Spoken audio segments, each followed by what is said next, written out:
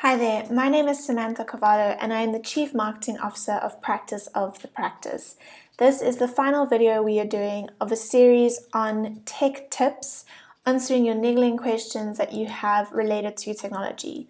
So in today's video, we are going to be addressing the very frustrating and common question, how to edit a PDF. So for those of you who don't have the necessary software to do this, I have found a great resource called smallpdf.com, which is an online website that you can use to edit your PDF for free. So they actually do a bunch of things related to PDFs. You can compress your PDF, you can convert your PDF, you can merge a number of PDFs.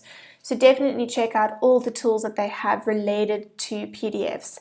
But today we're focusing on how to edit a PDF. So if you head over to smallpdf.com/edit-pdf, you'll land on this page where you can then choose your PDF file. I've just downloaded a sample job application form just for this purpose. So you'll then click open and you'll then have the opportunity to edit your PDF. So usually you need to fill in PDF forms. So you'll then click here and you'll add your name and then click on the cursor to move it to the right part and so forth. And then if you need to include a signature, for example, you'll click on the pencil option, which will then create a pencil. And let's say, for example, we needed to sign on the bottom right corner. We would then come over here and hold it down and include our signature. Okay, obviously we wouldn't include it in red and we would maybe make it a bit smaller, but we would then click undo and come and do it again.